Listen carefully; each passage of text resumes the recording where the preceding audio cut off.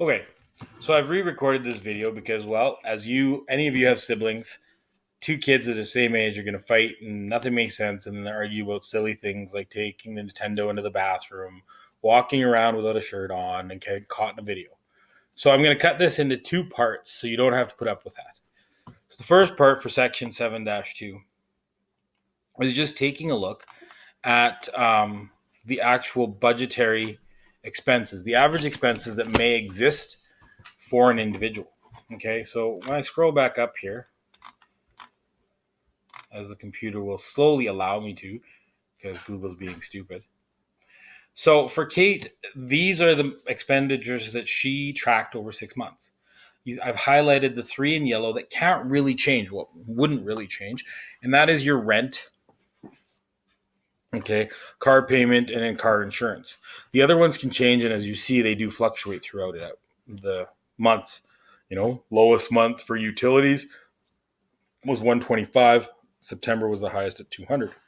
Groceries ranging between 100 and 300. Gas $50 to 200. Meals out $90 to about 150. Entertainment 50 to 350. That's a pretty big range. And then clothing 45 to 350. So what to do to start a conservative budget? First, we figure out the average of what's being spent.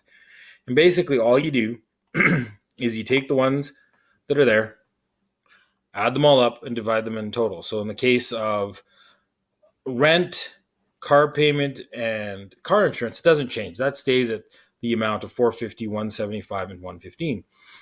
But taking a look at utilities, starting in April, it's $150, then $125, $125, $155, $150, and $200.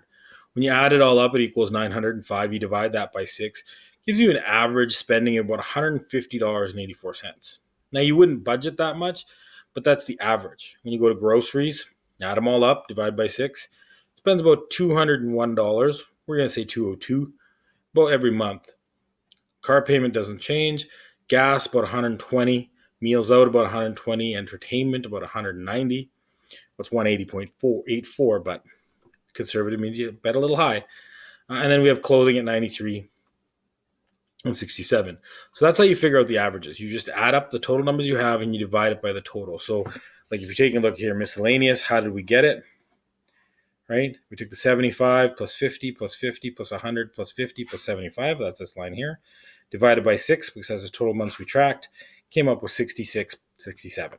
Okay, you always round up when you do the math, just because it's the easiest to do, and it won't get your numbers all whacked. So that's basically how you find the average of what the spending is. The next video is going to show you how to do the budgetary planning in a conservative method.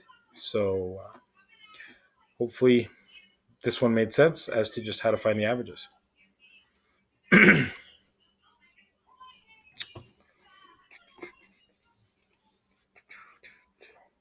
I'll end soon. It just takes forever.